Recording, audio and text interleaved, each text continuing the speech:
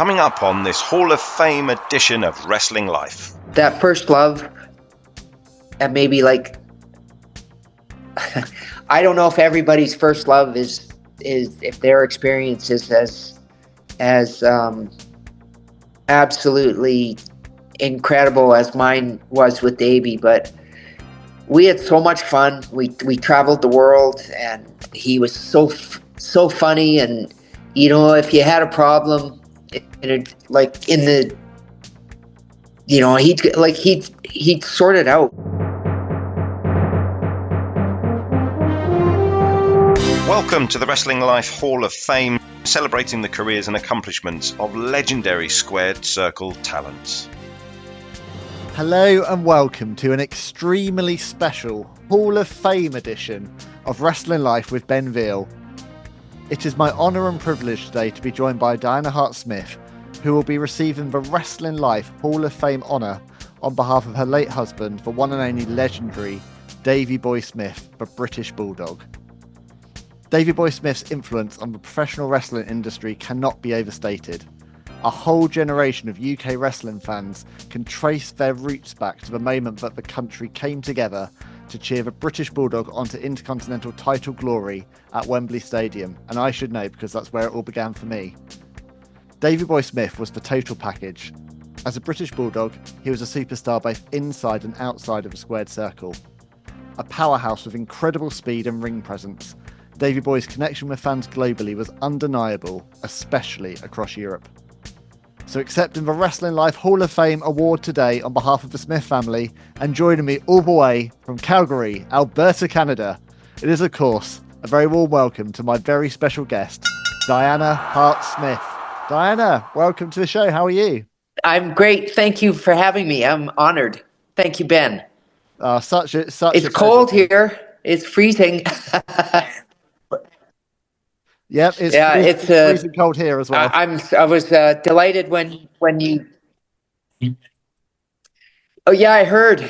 I think I heard that from you when we were getting this set up, that it was really cold, like bad storms. So I felt for you, but it's pretty. You know, the weather out here and where I live, it's really pretty. But I'm glad to be inside doing this with you. You know, it's an honor. I'm so privileged. I mean, when I said there was going to be a Wrestling Life Hall of Fame, there was no one else that I could begin with other than Davey Boy. I mean, for me, as an 8-year-old boy, Wembley Stadium, Summerslam 1992. Obviously, you were there right at the heart of the action. That was the moment that made a wrestling fan out of me. I'd never really watched wrestling before that night, and that moment I watched him and Brett create absolute magic. Still stands tall as my favorite match of all time, and here I am 30 odd years later, as in love with wrestling as I ever was. And it's a huge part of that is obviously Davey. So we're gonna have a lot of fun today, reliving some memories and celebrating his wrestling life. Yeah. Oh, he had an incredible life. He was a gifted athlete. You know, I think he could have done a lot of things. He was, I don't know if you knew this, but he was really good at and fearless at the high diving at the baths, as he called them, the Wigan baths. And he had no problem going up to the Olympic, the highest one. And he would do probably a jackknife. I don't know, maybe a twist, but I was just so impressed that he could go up to the top and then I guess they don't want a big splash when you land. That's part of the perfection of it. And he could do it with very little fuss. You know, he was just fearless.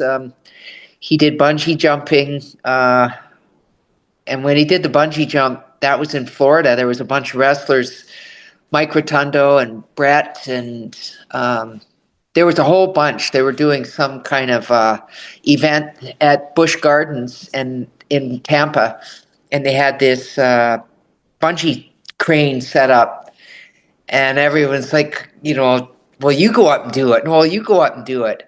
But anyway, when Davey did, he did go up, and he said it was like, but at the same time, he just dove off like he was like, you know, he had his toes pointed, his arms were kind of to his side, and his fingers were straight. Like his form was just naturally appropriate for a dive, you know, an air dive or water dive, and he was quick. So he could have done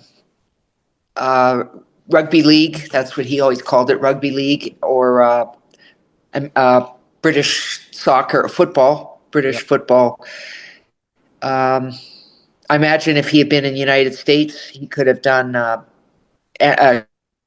American football or Canadian football.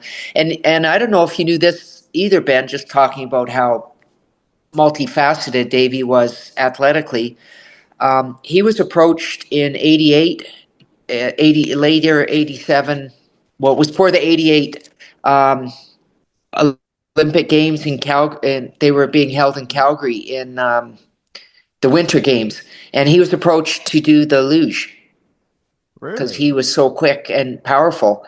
And they said, "Would you want to try out for it?" And yeah, that was the year that they had it was a funny Olympics. They had the Jamaican bobsled team, and they also had the Eddie the Eagle. They were both Cool Runnings and Eddie the Eagle, yeah. Athletes or athletic teams at that in '88. But Davey was asked. It was, and I think if it hadn't required so much time, he might have done it. But kind of like Harry, he was asked by Billy Robinson if he would consider entering or competing, trying to qualify for the Olympics for amateur wrestling. And then Billy died, but Harry was considering it, you know, even though he was, you know, not on a team or anything, but he had that much potential. And that's kind of like, I'm sure it was well, I don't know. I wouldn't say it was a better fit for Harry in amateur wrestling than Davey and the luge or I don't know. Maybe I'm getting the luge and the bobsled mixed up, but when you go in and it's really fast, terrifying. But he had all the, regardless if it was the luge or the bobsled, he had the speed, the strength, the fearlessness, the attitude. You know, he would have been, you know, he was a really good athlete, and I think it was genetic. You know, always the Billingtons and the Smiths, or from what I've seen with the kids, you know, Davey's cousins and their kids, so the nieces and nephews. So it's just a good genetics there. But he worked really hard, really hard to build his body up and stay fast. And I wish, just like everyone, I wish he was here. You know, I could just picture him and you know, bringing camaraderie in the dressing room and helping, mentoring people and training people the right way. He really loved wrestling. It was hard on him, hard on his body, and he cared a lot about his performance, and when he couldn't do it as well as, you know, maybe had he lived longer, he could have gotten his body back, you know, got better treatment or better, because there's always that doctor, that new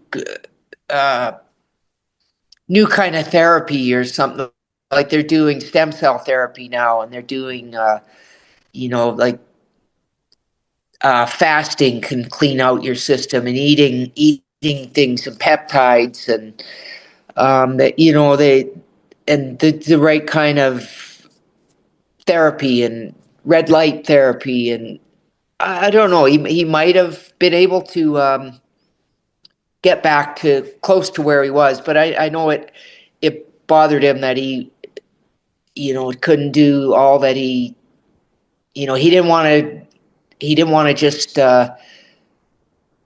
you know, age gracefully. He wanted to be Davey Boy Smith, Wembley Stadium Davey Boy Smith. And actually, that Wembley Stadium, he had a really bad leg, but just so to speak, Wembley Stadium caliber, or Owen and Davey in Berlin caliber. Yeah. Um, Going back to the beginning, Dinah, of when you first met Davey, how did you first meet him, and what first drew you to him all those years ago?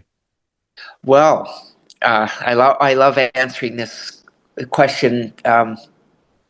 I get asked by people that are just getting to know me. How did you meet Davey? Well, he was his father had sent his picture over to in hopes of him getting hired by Stampede Wrestling, and I used to go through the files. My mom had such a neat office upstairs, and I'd go through the pictures, and I always liked the Dynamite Kid, that Davey's cousin. I was pretty impressed with his abilities, and I was pretty intrigued by what he could do. And I was just kind of getting I was 14 when I met Dynamite, and so when I heard his cousin Davey Boy, Davey Boy Smith was going to come over to.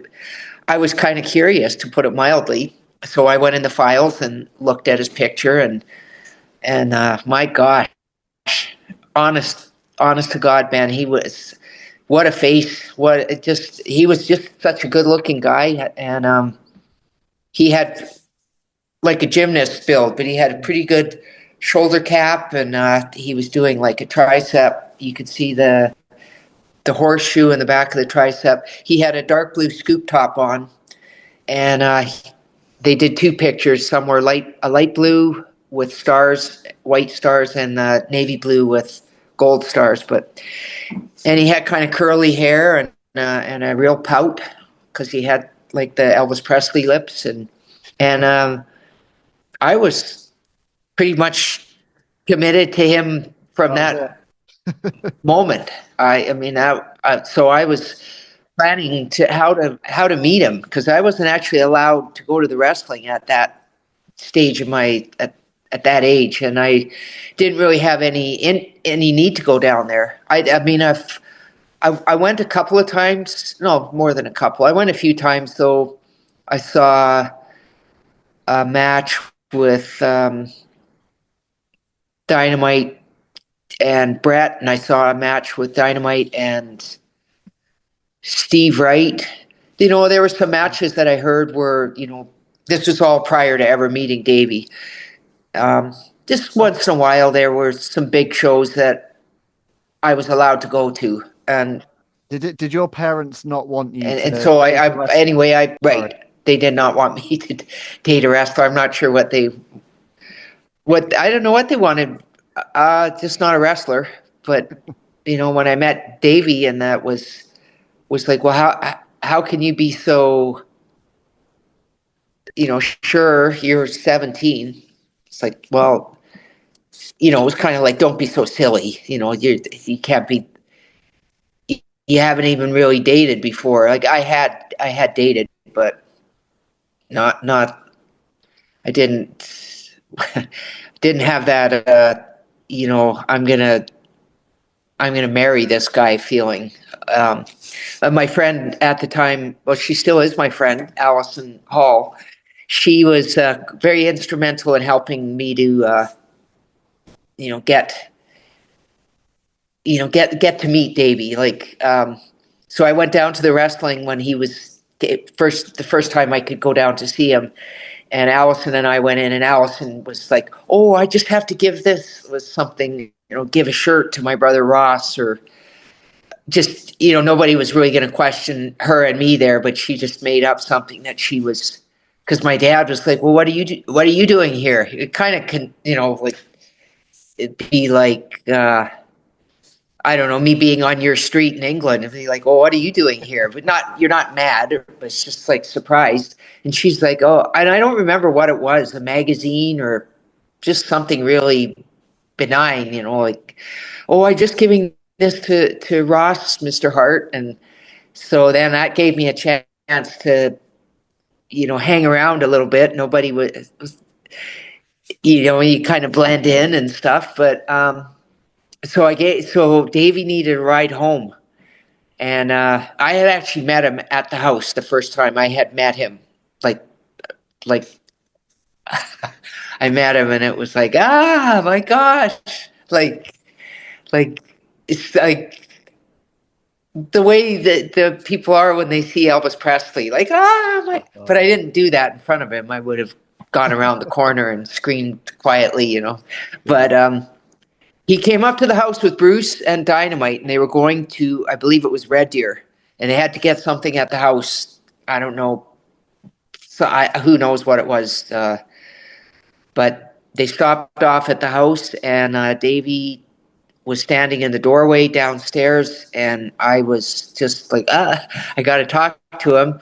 So we didn't really have, I'd never met him before. So I said, oh, what's that on your arm? So he had just been in Africa, South Africa, and he was wrestling down there with Stephen Peacock. And that was a big thing. I can tell you about that trip after I tell you how Davey and I met.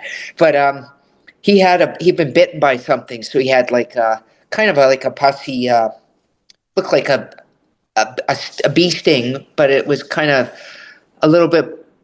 just a little bit pussy, but I was fascinated with it. I'm always intrigued by things like that. So I was like, oh, do you want me to,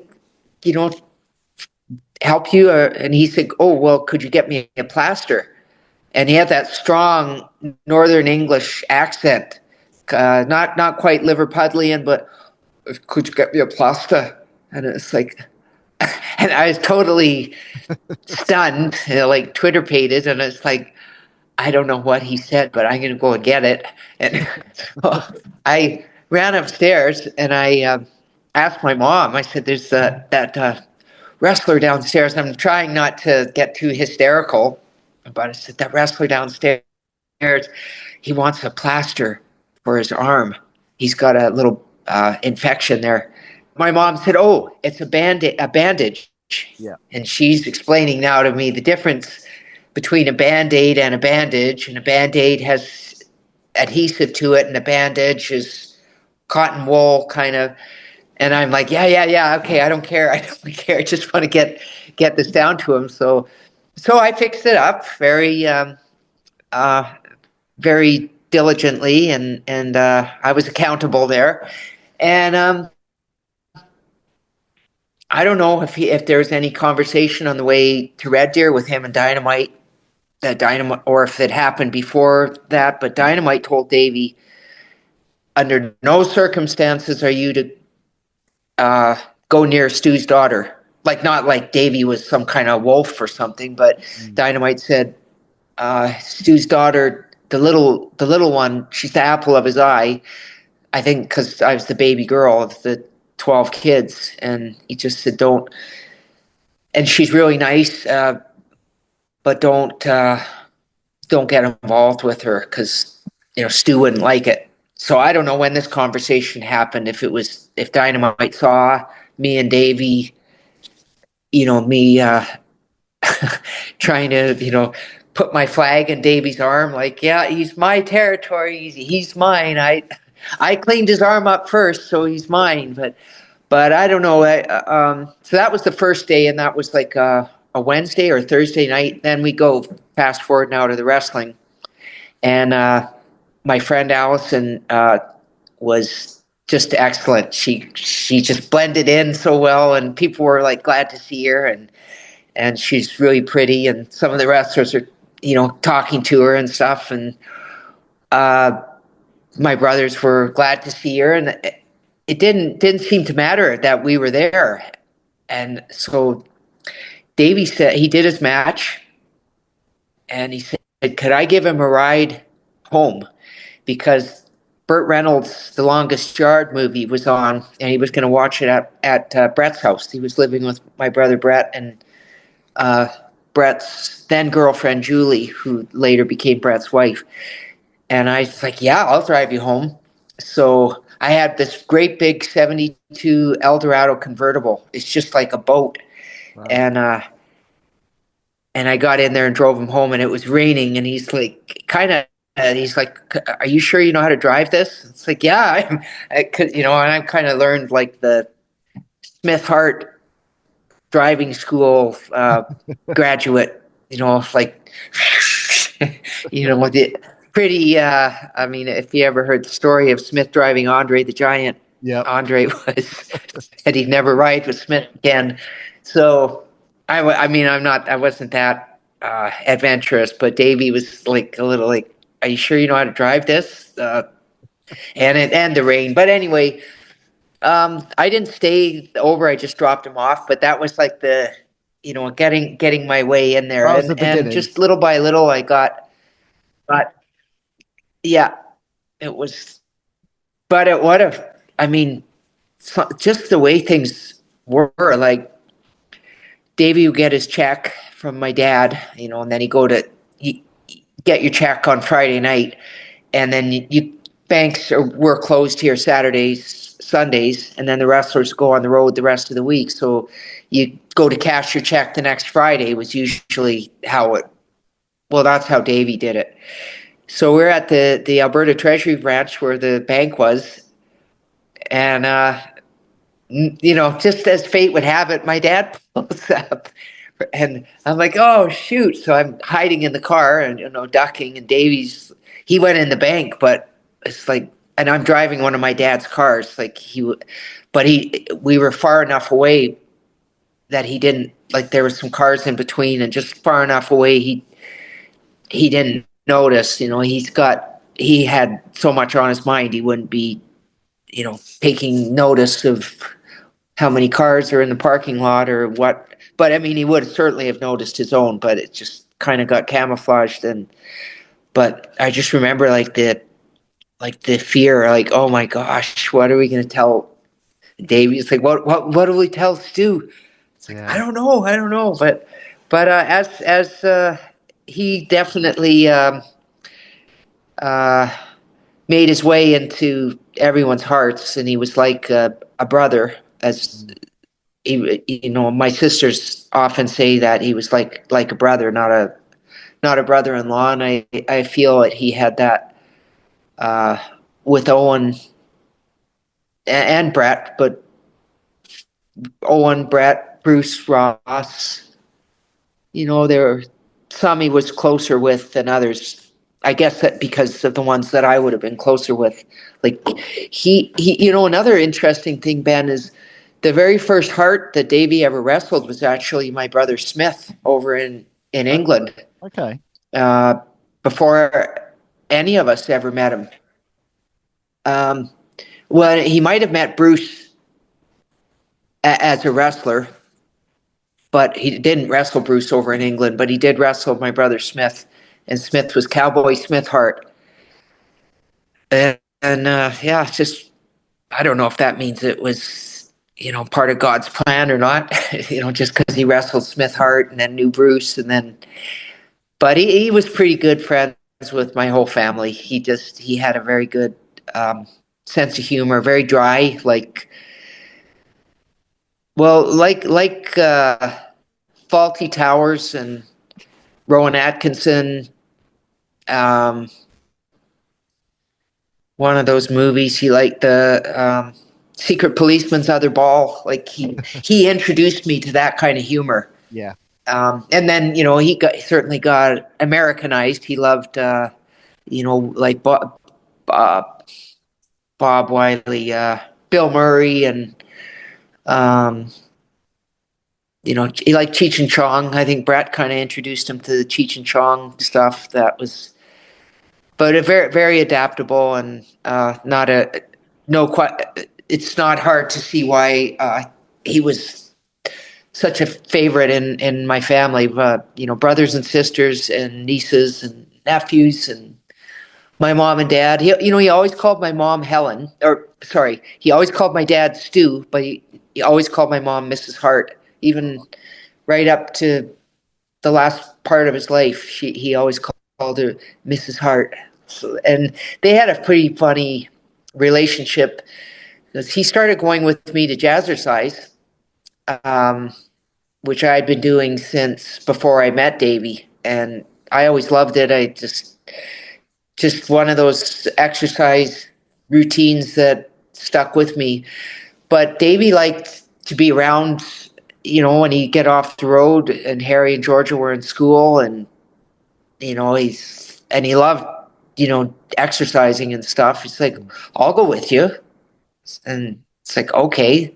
So he went with me, because why just sit at home on a Monday, Wednesday, or Friday, whatever day it was. Probably Fridays. Probably it was Fridays, because he would have been on the road. So for Fridays, anyway, he'd go. And all the women were kind of like, oh, like a bunch of hens and, giddy geese. So he was, he made his impression. He'd come in his tights. He'd wear these tights, or sometimes his Zubaz. And then we'd go for coffee, and he and my mom would just hit it off. They started that. There's these coffee shops. They're all over now, but where they give you the big thing of coffee. It's like a soup bowl. Yeah. So, and my mom would have hers. And so they got these 2 soup bowls of coffee to get down. They can get a lot of talking in. And they talk about everything from, Ellie and Jim to, these new guys working for Stu, and Davey sipping on the coffee, and, well, what I would do, Mrs. Hart, and, well, I don't know why he does that to, he's just, but they became really good friends. That's my point. They developed a really sweet bond, and again, different than any other in-laws in my family had with my mom, particularly the men. Even my brothers, like, they didn't have that. Obviously my brothers had a special relationship with our mom, but they never went for coffee with my mom, and they never went to exercise class with her. I mean, I do that with Harry, but I don't know. And my sister Ellie does work out with her daughter Natty sometimes, but so it isn't unheard of to. And my dad worked out with his sons, but mom and son, or mom and daughter, it's maybe not as well. I know I did the jazzercise with my mom, so I'll take that back. But mom and son, or mom and son-in-law, it's not that frequent. I'm Mark Merrill, former WWE Intercontinental Wrestling Champion and 3-time WCW World Television Champion.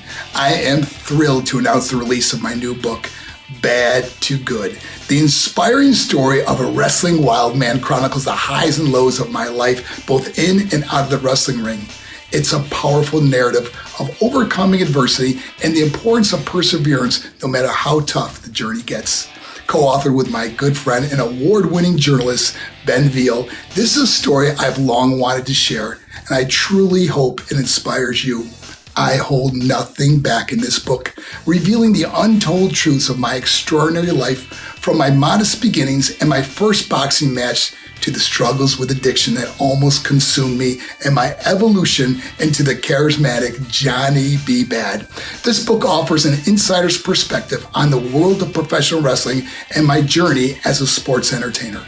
You'll read about my pivotal negotiations with Vince McMahon that led to the first ever guaranteed contract in the WWF, and how that decision marked me within the locker room. I discuss the impact of my relationship with my then wife, Rena, known to fans as Sable, on my career. I also confront the darkest moments of my life, how I hit rock bottom, and how that experience sparked my rebirth, leading me to become America's leading motivational school speaker, inspiring young people and transforming lives. Featuring forwards by my good friends Diamond Dallas Page and Lex Luger, along with contributions from Mick Foley, Eric Bischoff, Vince Russo, and others who shared this wild journey with me. Bad to Good is a story you don't want to miss. Head to Amazon.com or WrestlingLife.online now to pick up your copy. I think it just speaks to his kind of everything I've ever heard about Davey. Very gentle, but fun-loving, very funny. Any wrestler I've ever spoken to from memories of Davey has always got a story to tell me about for various ribs he would pull and the things he would do backstage and just what an energy Yeah, was. he was and he he had a very he had a big soft spot for lots of things, animals and his dogs and cats and kids and stuff. But he had a really big soft spot for kids that had challenges. And I think that came from his sister Tracy, who had, I think, well, she got cancer pretty young, maybe at 11 months old. She battled with that her whole life, and she certainly was an inspiration to him. And he was very fond of her. She was right after, well, not right after, but Terrence, then him. There was a few years between him and Terrence, and then Tracy was a few years behind him, and then Joanne, and probably closer in age to Tracy than Terrence or Joanne. But he would have been just old enough to. Terrence was probably older and maybe not even living at home much. I don't know. But I think he was close enough in age where he was around Tracy a lot and maybe helped the mom and dad with her. Not that, I mean, she functioned great.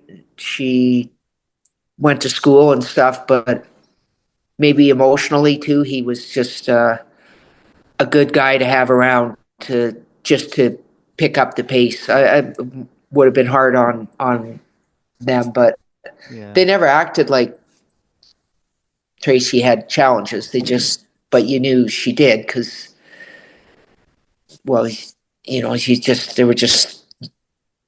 But anyway, she was just a great little girl, and she was the one who walked Davey down to the ring at the one night only in England.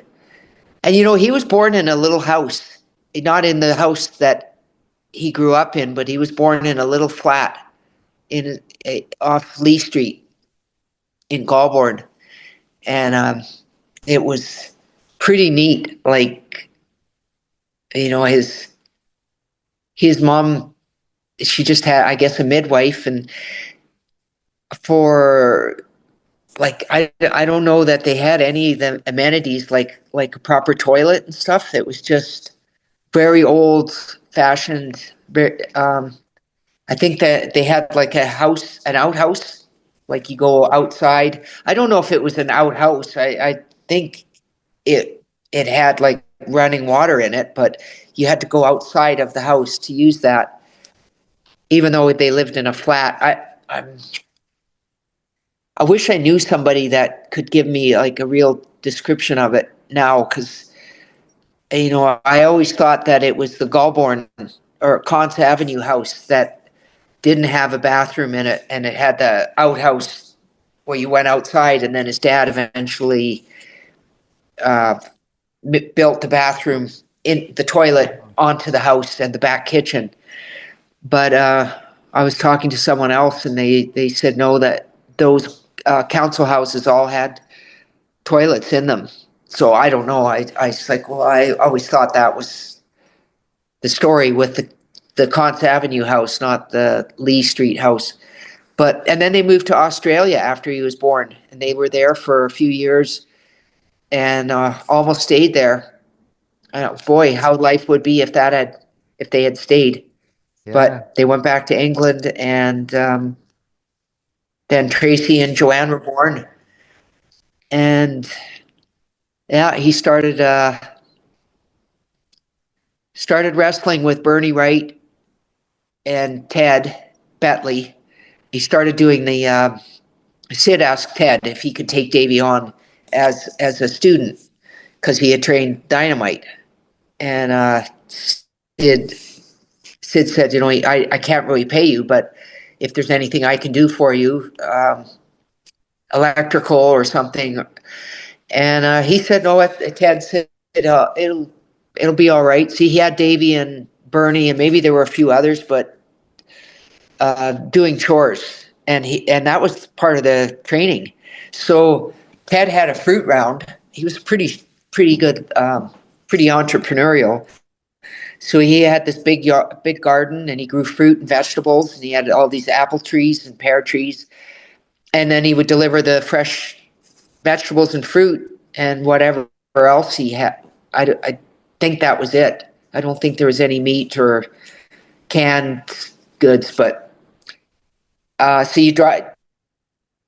Davey would have to ride with the baskets on his handlebars of his bike, and then when he get to the house, you weren't allowed to open the gate. You had to hurdle the gate, and if you had a bunch of hedges or like they're thick, you got to really get your and then they do all the yard work for Ted, and Ted was crafty. Like he'd leave one little leaf somewhere and you think you did everything, and then he'd say, all right, well, let's go and have a look. And usually Davey did get everything. I think Bernie was a little less, paid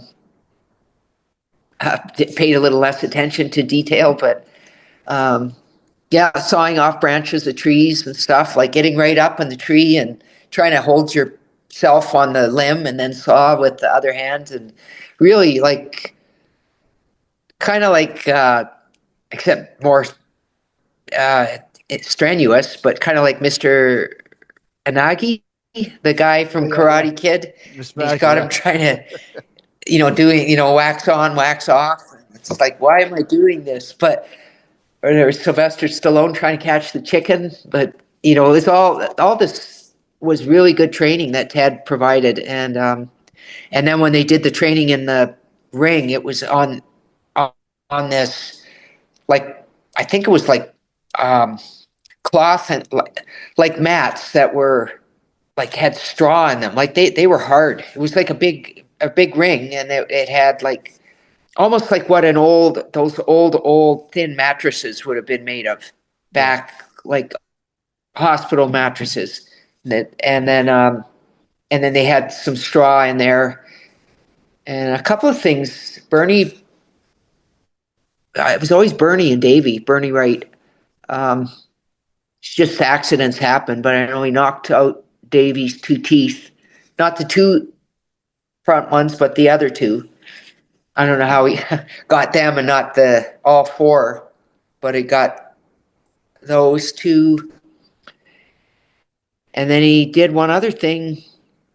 So Davey had to get some dental work there that he got fixed many, many years later. But Bernie did something. I think he had Davey in a full Nelson, and he tripped on the mat because the canvas, it wasn't flat and tight or taut. It wasn't the way like a bed sheet would be. This was like loose, and he tripped on one of the wrinkles, and he fell right on top of Davey and Davey's head. So Davey ripped all the muscles, like back here, and his neck, and he couldn't move.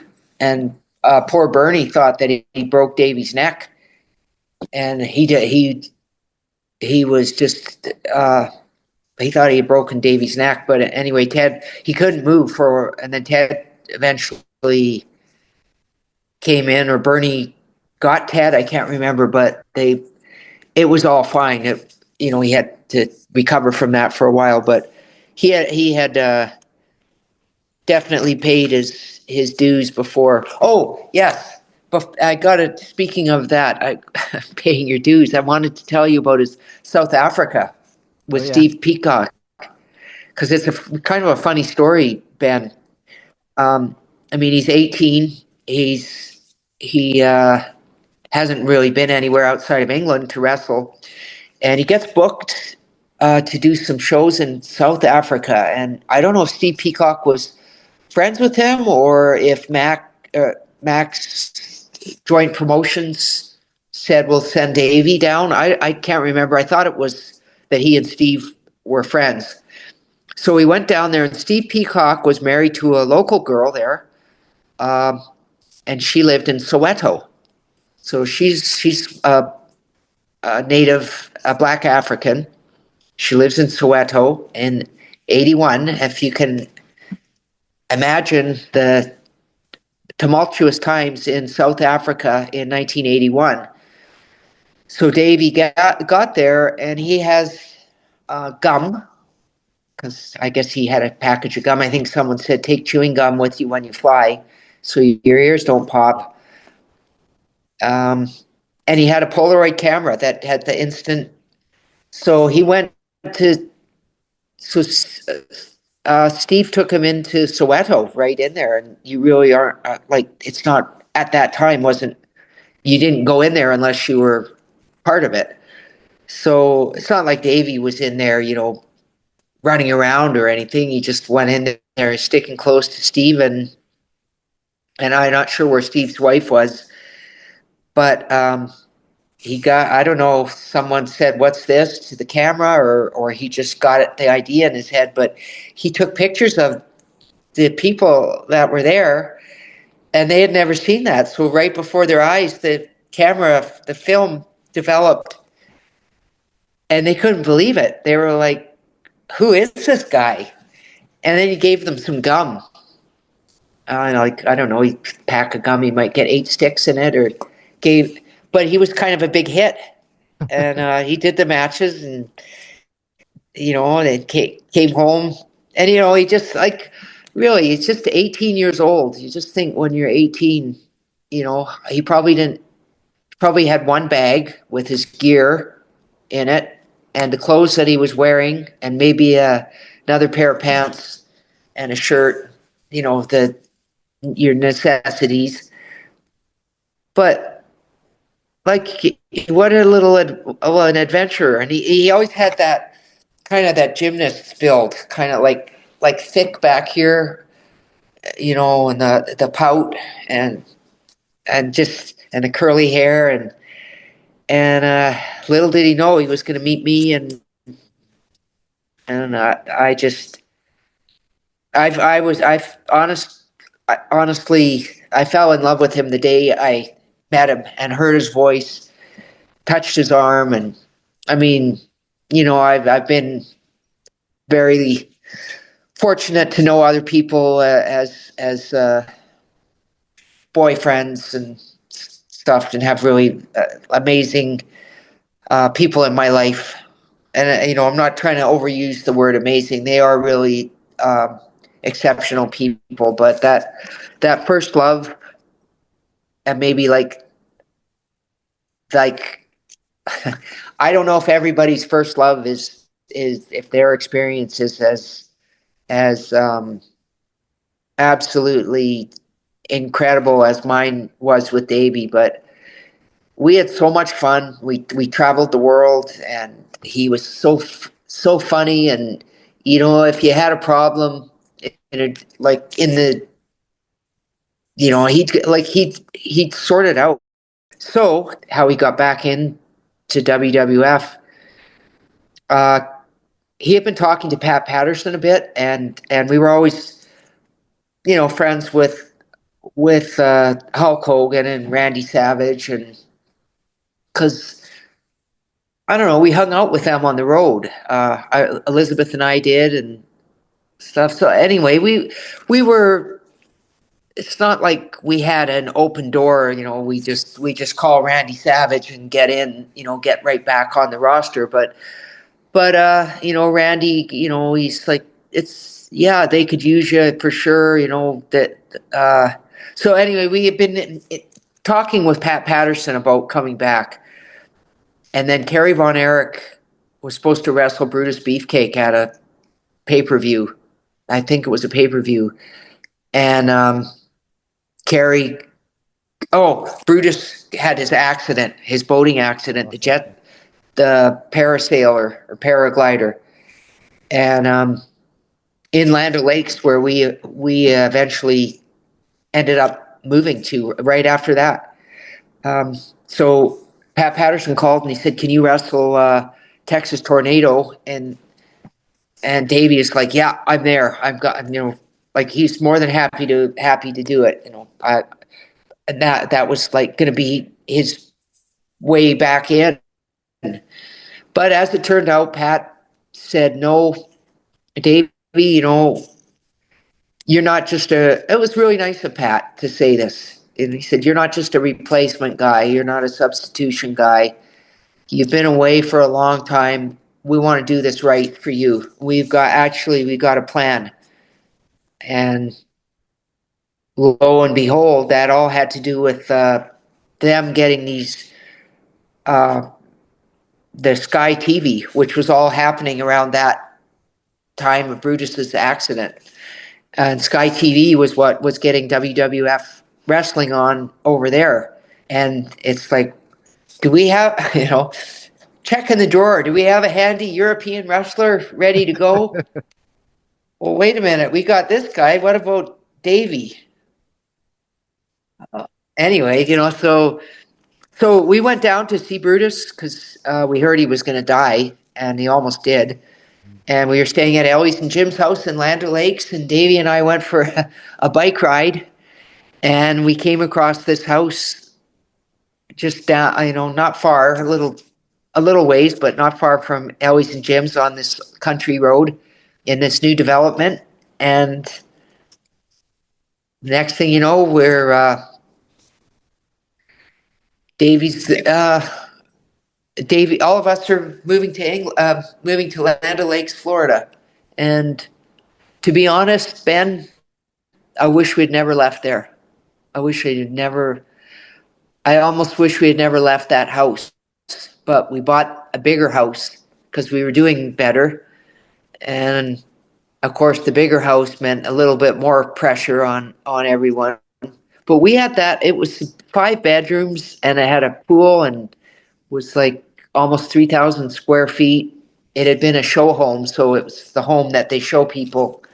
And Davey was so happy there, and his mom and dad were like, they'd stick their feet in the pool, and there's a barbecue, and it was just great. I remember they loved all of them. Davey, his mom and dad, and it's something in his family. They love these scary, scary movies like Poltergeist and stuff.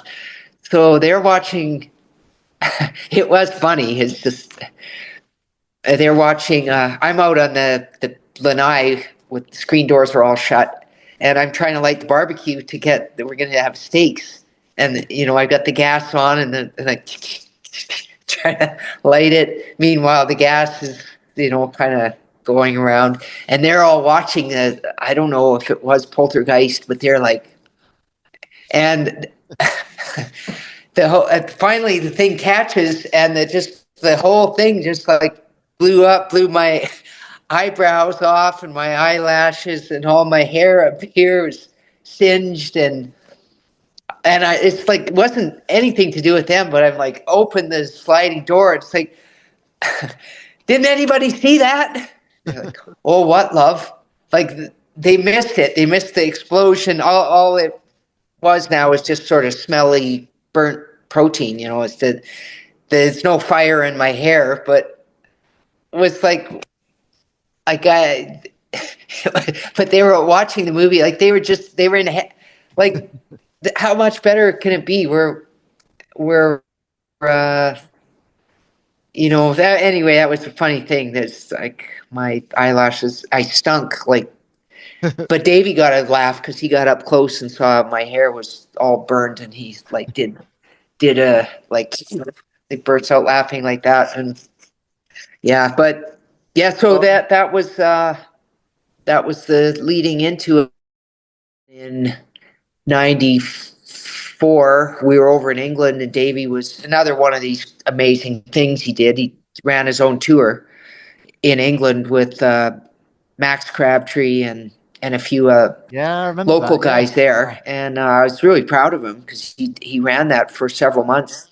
He and his mom and dad and Harry and Georgia and I were over there for parts when we could go, like the Easter break, and yeah, he did really well. Set up his own shows and got a ring,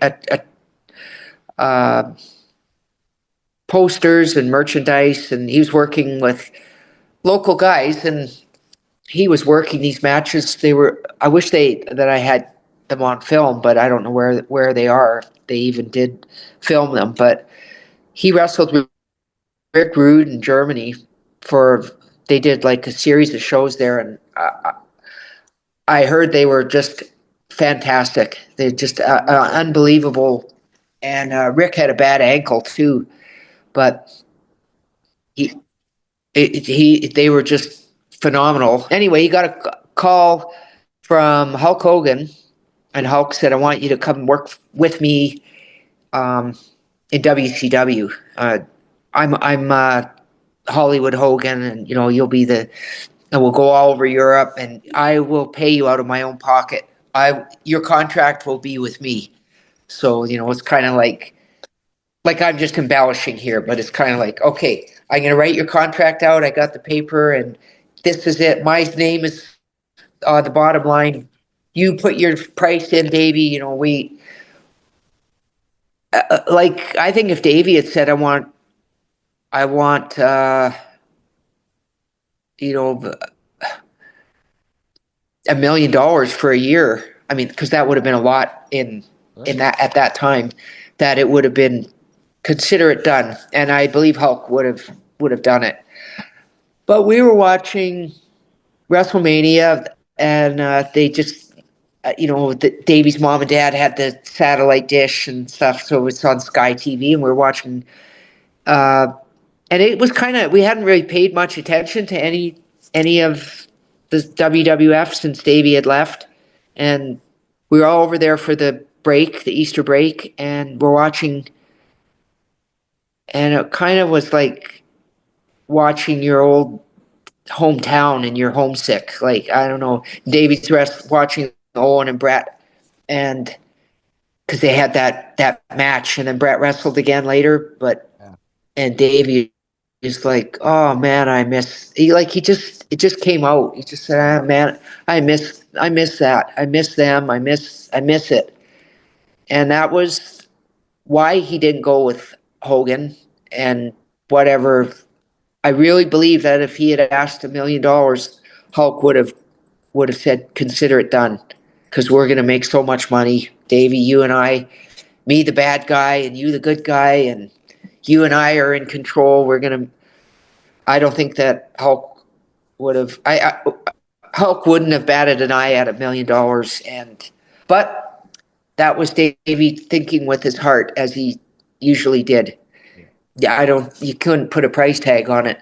We can't kind of wrap up without talking about SummerSlam 1992, because it was so special, and it was such a defining, iconic moment for not just Davey and your family, but for a generation of wrestling fans, as I said at the start. And you were there right in the middle, very much brought into that storyline. I've spoken to your brother Ross about this and how you felt going into that. And I'm sure that was quite out of your comfort zone, being so part of that storyline, but it worked so well, didn't it? That family divided, it felt like such a real storyline. And Brett and Davey, in my mind, played up to perfection. The promos beforehand, it really felt like it was about so much more than the Intercontinental Championship. It felt like it was a do or die situation. What was it? Talk me through what it was like for you. I guess first when Davey finds out that he's going to be headlining at Wembley Stadium, which I know is something that Brett lobbied for. But what it was like for you, kind of being a character in the WWF and being part of such a big part of that night. Well, it was unforgettable, life-changing. Kind of felt like after I had been through that, I was definitely a changed person, but I was really overwhelmed and pretty nervous. And, I'd been with Davey and his mom and dad. We were up in England, and pretty happy times doing interviews and stuff. And then we took the train down, and as you're getting closer and closer, there was a bunch of us on the train. And it was really, going from like the day before to the day after was just like there was nobody at the train station when we got out of the train, and we were kind of like wide-eyed and bushy-tailed and nervous. The tension was building, and then we got to the hotel, and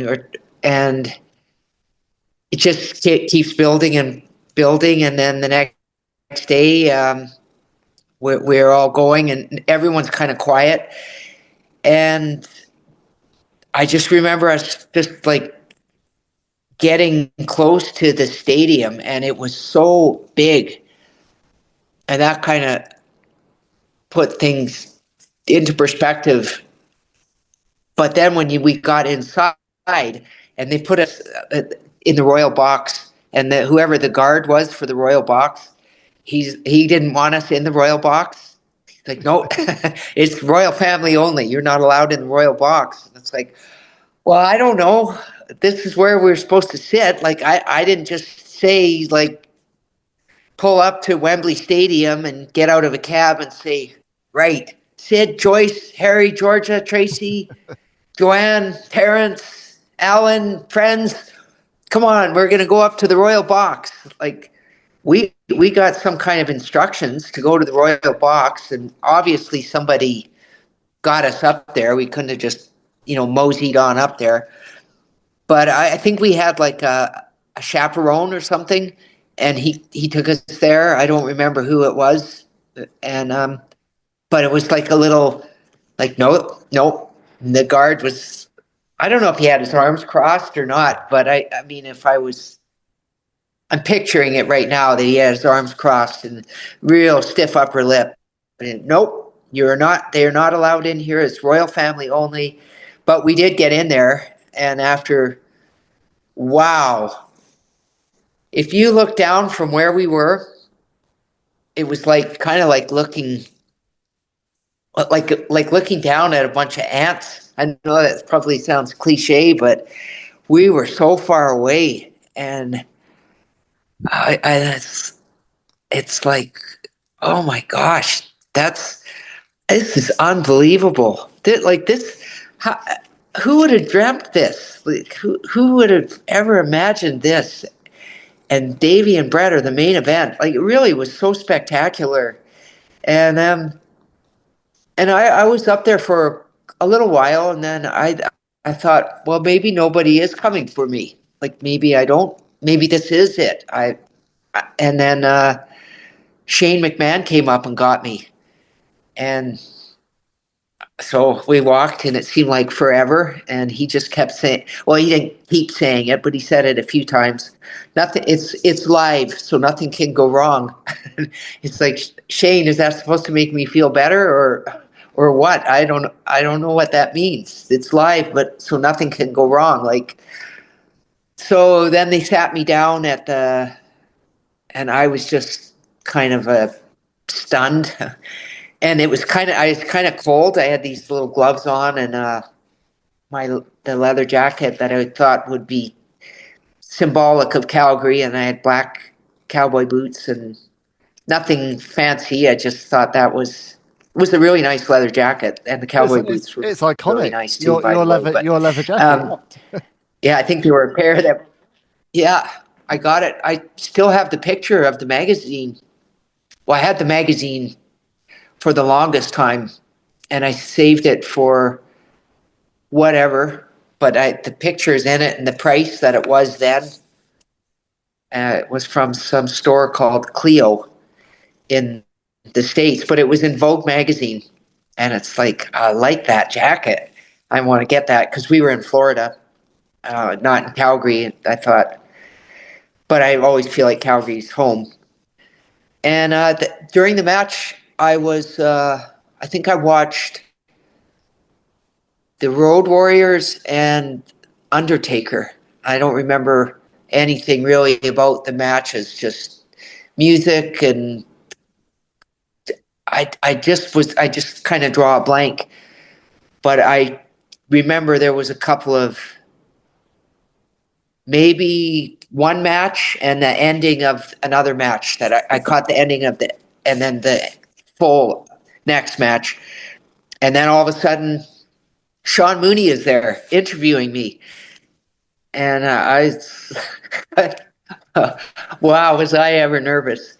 But, he just said, well, we're going to talk about, just the match. And I thought, oh, okay. I don't know what, because it hasn't happened. I could tell you after the fact. And he said, well, just talk about, well, like what it's like if you're a wife whose husband's gone to war. And it's like, okay, all right. So I babbled on about a few things, trying to keep that in my focus, because I don't know where I would have gone with it, because I didn't. But it was a real storyline. Like, there was some tension. There absolutely was. Davey's knee, because he had the flesh-eating disease, and he hadn't done anything for several weeks. If, like, I don't know, early July to whenever SummerSlam was, he was told to not work out, not do anything, because his leg was, the flesh-eating disease, it'll feed on where the blood is. So if you're moving that leg, I mean, the blood will flow everywhere, but if you're active, the blood's going to circulate down to that,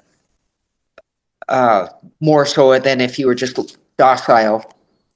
And it's like, well, he can go in the pool. It's like, no, because it's hot out. The pool water was hot. Well, not hot, but it was warm. It was like lovely, but he couldn't really do that. Couldn't do a stationary bike or anything. So he was just sort of in limbo and on a lot of antibiotics. And when we got there, he's like kind of nervous, and he said, I don't know how my stamina is going to be, because I haven't done anything for, like, it wasn't like, well, I just been a lazy oaf for several weeks. He was gonna, if he didn't get that, honest to God, Ben, if they hadn't gotten that sorted out, he might have lost his leg. It was eating his flesh. And I don't know how it started. He just said he remembered wrestling Mike Sharp in Salem, Massachusetts, and his knee felt really funny, like when you bang your elbow and it feels numb and hot, like at the same time. And then he felt really sick, and he went to TV tapings the next day, and Vince saw him and he said, "You don't look well. Go to the doctor, or go to the hospital." And because he didn't look well, he looked like he had really bad flu, and he was sweating. And they did x-rays there, and they said, "We don't know. There's nothing," because there was nothing actually wrong with his knee bone. It was the disease, but that didn't show up. It might have shown up now in something like an ultrasound, but then they were just looking for, because he was limping on his leg. So he got back to the arena, and Vince said, "You should just go home. Just get so-and-so to get you a ticket," one of the agents. And they got him a ticket, and he flew home. And I was in Calgary at the time, because I was doing interviews with my family about it. And I had just gotten to Calgary. Like, I'd been there like 2 or 3 days, maybe, not long at all. And Davey called, and he said, "I'm not well. I was kind of impatient with him. And it's like, wow, I just got back up to Calgary, and I haven't seen my mom and dad or anyone in a year. And Harry and Georgia had just gotten out of school. I don't know if Georgia was in school yet, but Harry was out, and we were, with the cousins, and, it was, but anyway, then my sister Ellie called, and she said, "Di, you got to come home. Davey's not doing well. He's really, really sick." And it's like, okay. So we all got on the next flight, which was basically like the very next morning. Got back to Florida and took him to, Jim had a friend, a chiropractor, a really good chiropractor friend named Dr. Doug Price. He came over and looked at it, And he said, I don't, this is beyond anything I know.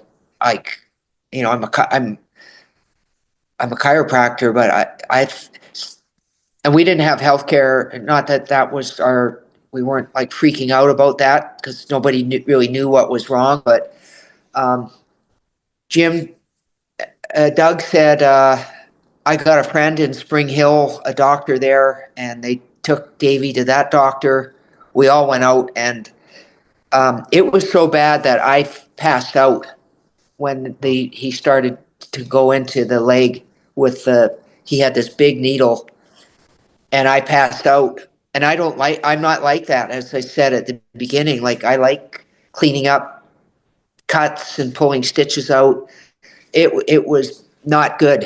And it's not like it was like a gaping open crevice with pus oozing out, but it was terrible. It was really bad.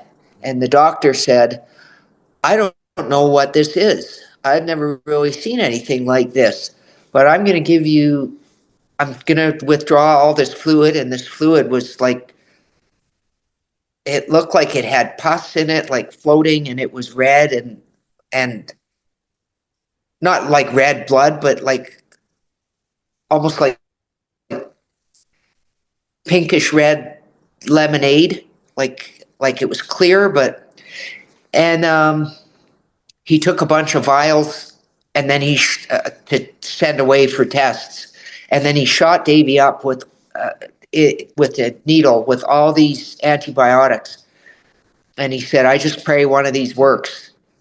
So by the time we get the exam, these test results from what I withdrew, maybe one of these antibiotics will be the ticket, like something is working, which was a really good idea, and it was risky.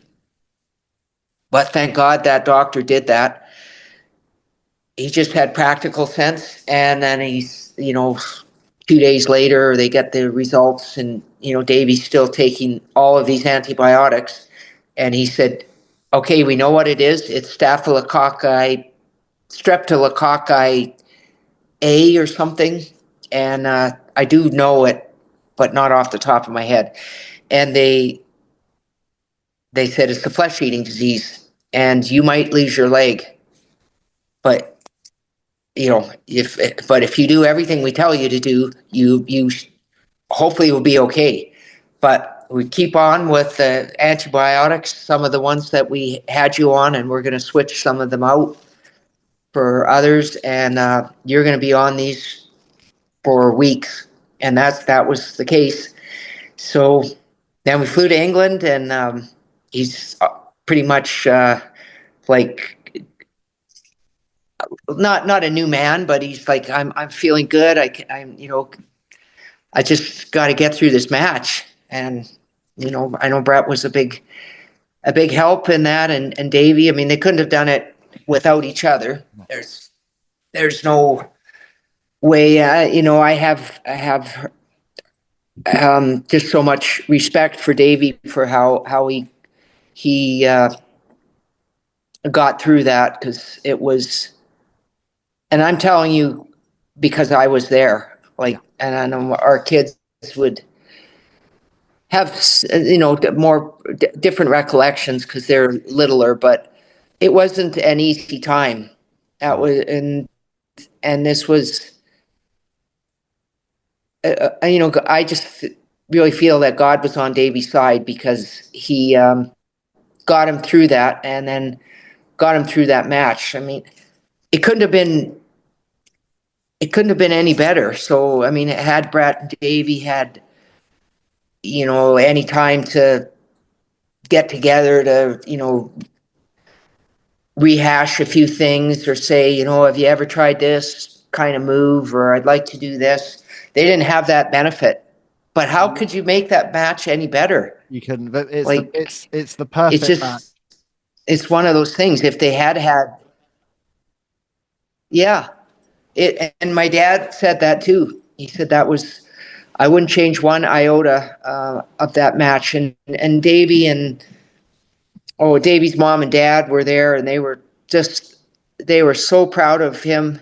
Like that kind of thing for Davey to have his mom and dad, his family there, particularly his mom and dad, they were just such hardworking people. They didn't have a lot of money, and just very honest, hardworking. Uh, they brought him up so well. They didn't have an easy life. But to have that like in their like that meant more to them than so Davey he did the very best he could, and Brett does that anyway. Brett is a perfectionist in the ring, but Davey just wrestled his heart out. He did it. I think as much for his mom and dad than anybody, even though there were over 80,000 fans there. I think his mom and dad being there to see that was the biggest motivator for him. And then, I mean, they're all like neck and neck too. Like, he wanted to show Vince that he was capable of this. He wanted to show all the fans that they weren't wrong about him. And, there were a few wrestlers that were kind of uncertain that Davey and Brett could pull off a main event match, and that others should be main event. And it's like kind of like when you hear that in the background, it's kind of like, oh yeah, you don't think I'm good enough? Oh, okay.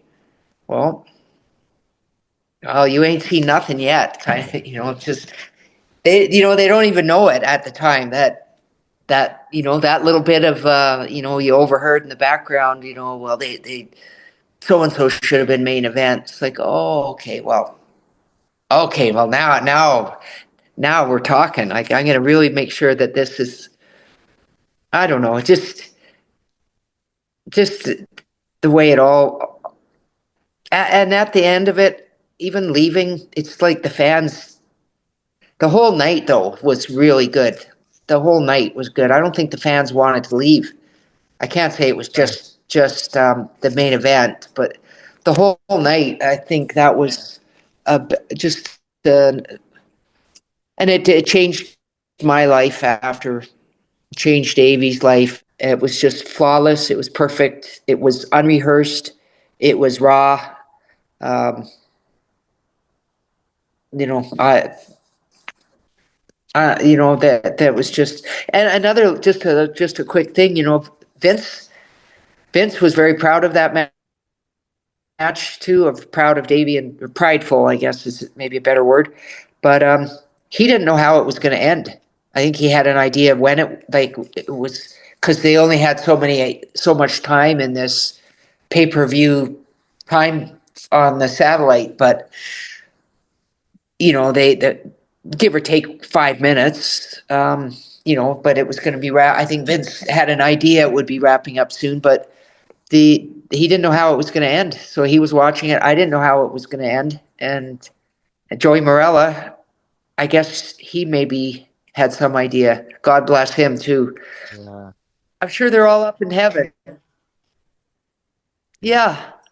Yeah, Lennox Lewis was there too. He was pretty excited to be there. He genuinely was. He certainly wasn't bored. He didn't. He was a big star. He still is, but he didn't act like he was. He was just right in the caught in the moment of it all too. Just so many wonderful things about that's led me to this moment right now that you've inducted Davey into wrestling life, into the Hall of Fame. And Davey is dearly missed by so many fans worldwide, by his family, by his friends. Obviously, yeah, you can feel the love in the conversation. Obviously, with Harry and Georgia, obviously carrying on the legacy, and I'm really grateful to you, Dinah, for being open today and sharing so much. And I'd open invite. I'd love to have you back on at some point to talk. We've only touched the tip of the surface today of so many things we could talk about, but I feel so glad and honoured that the very first Yeah. inductee of this Hall of Fame could be Davey, because he was a remarkable man, incredible wrestler, and he's left behind a lasting impact and a very big gap in all of our hearts. Yes, I think his best legacy is what he's left through his kids, through Harry and Georgia, and George is doing his along with, she's got a lot of people getting on board with her with the Bulldog beer and maybe a Bulldog cryptocurrency. We're just not. I don't understand that at all, but. And Harry doing so well in Japan, he won the Triple Crown. Yeah. Something that Davey didn't quite get, neither did Dynamite or Johnny Smith. The last foreigner that won it, I think, was Stan Hansen or Van Vader. Van Vader, I think. Wow. But Davey would be really, really proud of his kids, and I am so proud of them too. They like, if nothing else, I mean, without Wembley Stadium and the Hart legacy, and I got Harry and Georgia through because I was Davey's wife, and that was like the best gift, and everything that's come from that, like it's been a really Davey left me with a really that's how special he was and always will be to me. That he left me with so many good memories, and with Harry and Georgia, and they love their dad so much too. They just, they're very protective of him, and they just got the best of him. They're silly, and they love their animals, and they're tough, and they're insightful, and they're just the best of Davey, and I don't know. They got some of my lesser attractive features, like my feet, but they anyway. And I'm so glad that there's so many fans that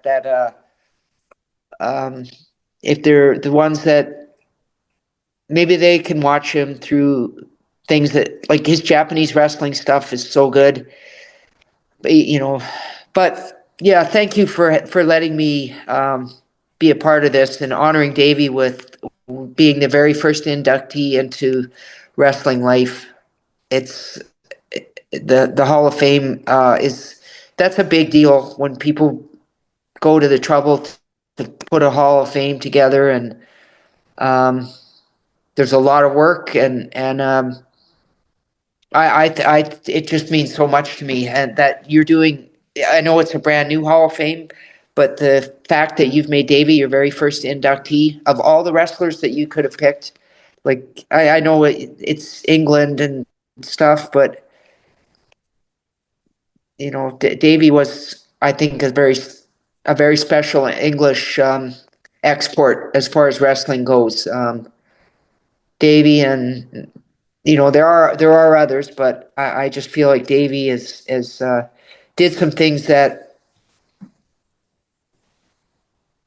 never can be outdone. I'm glad you thought of him, and I'm glad that you asked me to accept it on his behalf. It means a lot to me, Ben. Well, it's my pleasure, Diana, and I'm just going to say a couple of thank yous before we wrap up officially. So, firstly, I always say thank you to my producer Jeff Easton from Tall Lake Productions. He'll do a beautiful job of this Hall of Fame presentation. Thank you to all of my audience for joining Diana and I today. As I say, Davey Boy is the first of the Wrestling Life Hall of Fame, and there'll be more announcements to come over months ahead. But I am so proud and grateful to induct Davey Boy today, and so grateful for your time, Diana. And as I say, I know this won't be our last conversation. You're going to come back on because I've got so many more questions to ask you. But for today, my very special guest for this Hall of Fame edition of my very special guest for this Hall of Fame edition of Wrestling Life has been Diana Hart Smith, accepting the award on behalf of the one and only British Bulldog Davey Boy Smith. I've been Ben Veal. This has been Wrestling Life, and we are done for today. So until next time, be good to each other, pay it forward, and I'll see you soon. Bye.